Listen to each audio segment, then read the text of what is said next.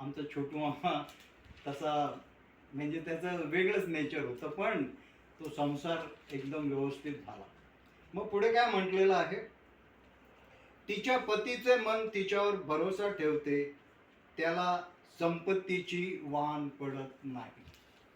It is true की त्यावेळेस पगार काय फारसा नव्हता.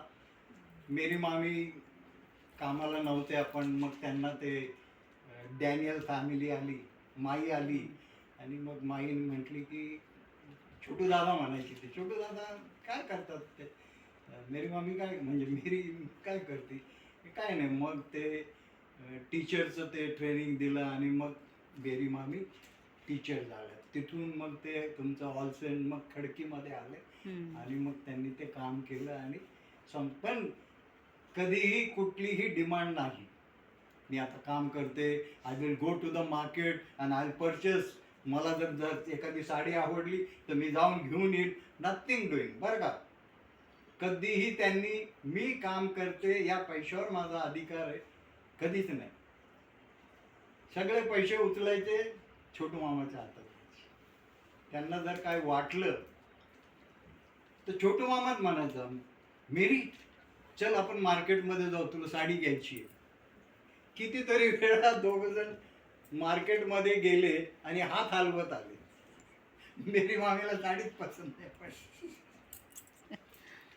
शेवटी मग छोटू मामा काय करायचा, मी आणि बेबीला घेऊन जायचा, चल तुझ्या मामीला साडी घ्यायची.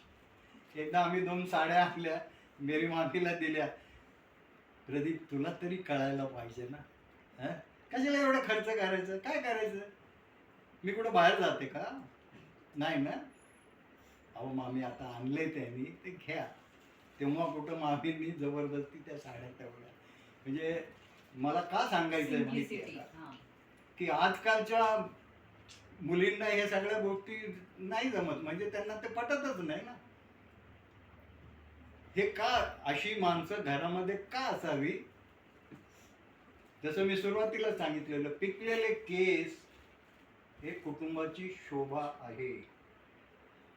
कारण त्यांचा जो अनुभव आहे ना, तो जीवनाला आकार देणारा अनुभव आहे. आणि मग पुढे तो काय म्हणतो, ती आमरण त्याचे हित पाहते, अहित करीत नाही.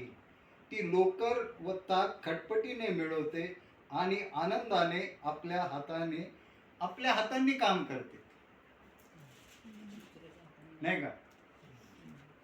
लोकर आणि ताक मिळवणं इट्स व्हेरी टीडियस जॉब. लोकर म्हणजे ते